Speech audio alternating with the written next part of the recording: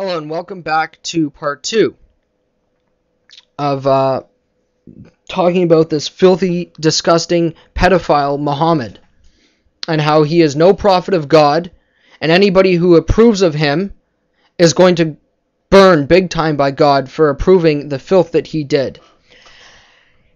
In Sahih Bukhari, book 002, number 0572, Ayesha said, "Whenever I found dry semen on the garments of the Messenger of Allah, may peace be upon him, I scraped it off with my nails."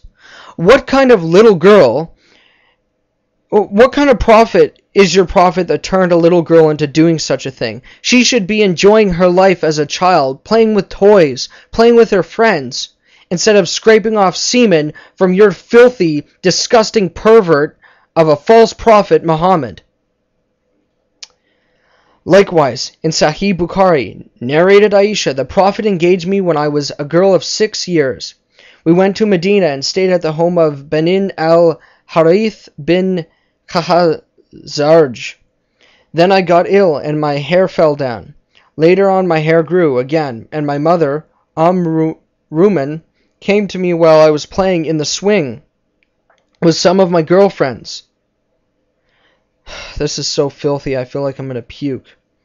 Later on, she called me, and I went to her, not knowing what she wanted to do to me. She caught me by the hand and made me stand at the door of the house. I was breathless then, and when my breathing came all right, she took some water and rubbed my face and head with it. Then she took me into the house. There in the house I saw some Anarsi women who said, "Best wishes and Allah's blessing and a good luck."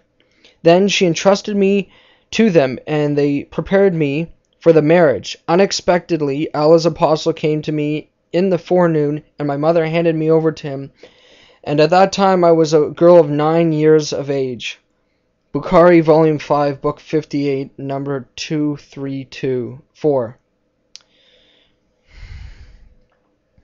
Narrated Ayesha, "I used to play with dolls in the presence of the Prophet, and my girlfriends also used to play with me. When Allah's apostle used to enter my dwelling place, they used to hide themselves. Look, they had to run from this Prophet. He was so filthy and disgusting. But the Prophet would call them to join and play with me. The playing with the dolls and similar images is forbidden, but it was allowed for Ayesha at the time, and she was a little girl, not yet reached the age of puberty." Fathia al-Bari, page 143, volume 13, Sahih, Sahih, volume 8, book 73, number 151. Here's the proof from the Quran. 65 verse 4 of the Quran. "Such of your women as have passed the age of monthly courses, for them the prescribed period, if ye have any doubts, is 3 months. And for those who have no courses," meaning little children, "it is the same." 2. Sick, filthy, disgusting, perversion, plague to this planet religion this is. "For those who carry life within their wombs, their period is until they deliver their burdens. And for those who fear Allah, He will make their path easy." And this still goes on in the Middle East, where you have children being married to older men. And it is disgusting, and this religion is a plague to the planet. And it destroys any country it touches. Chapter 4, verse 24 of the Quran says, "Also prohibited are women already married, except those whom your right hand possesses." Meaning, you can have sex with any girls you take as slaves, as the Muslims they do, no matter what age they are. Also, you can have sex with animals, as there's many hadith books talking about that and how to wash after having sex with animals. In fact, it's funny how he wants to talk about logic in Islam. There's a hadith saying that if a man or a woman has sex with an animal, if a man has sex with an animal and the animal produces a child, from that the child belongs to the owner of the animal.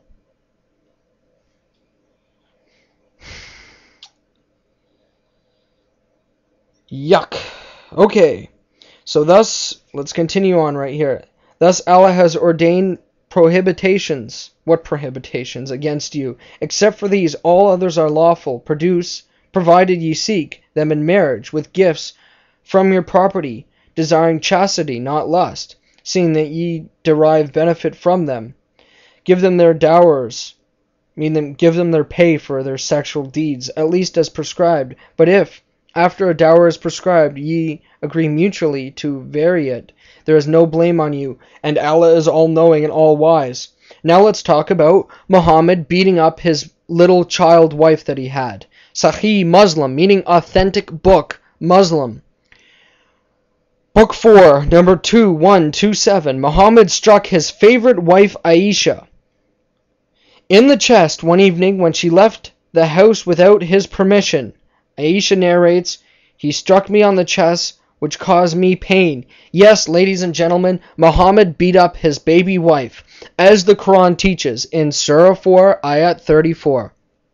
Men are the maintainers of women because Allah has made some of them to excel others and because they spend out of their property. So basically, because you spend money on your wife, that makes her your property.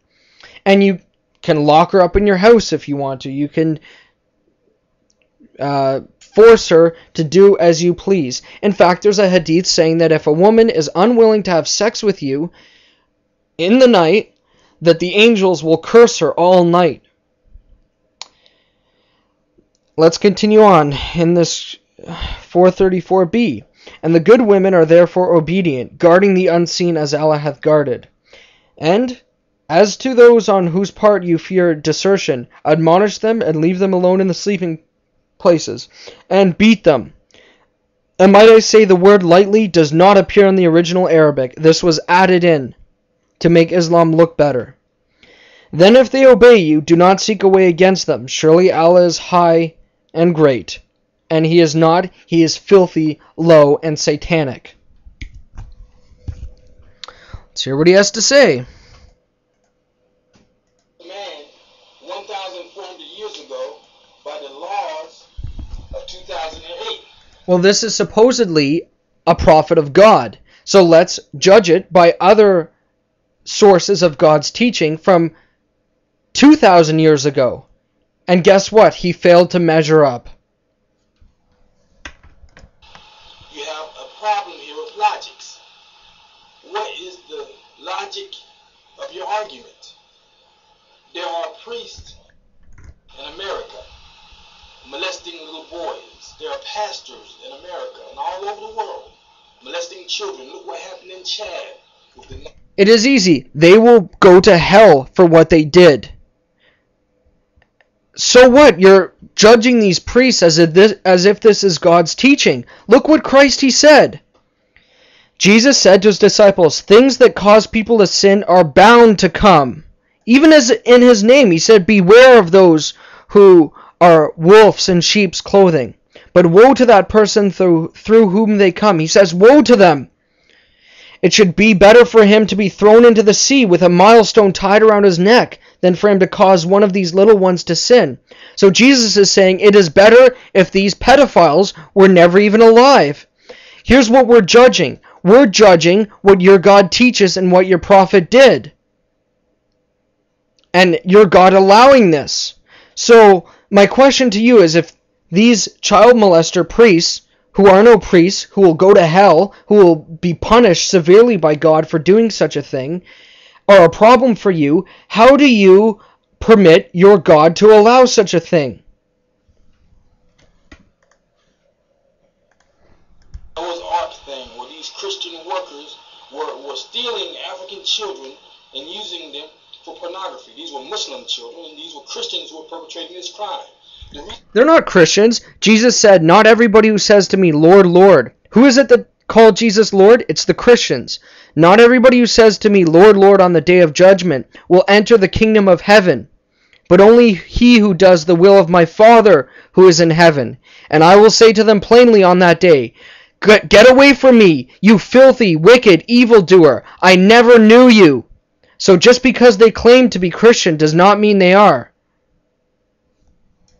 The reason why you want to go back 1,400 years and leave your jurisdiction and try to convict the Prophet Muhammad sallallahu alaihi wasallam by an ex post facto law is to distract the people from what you're doing today. From what we're doing? Okay, these people will go to hell.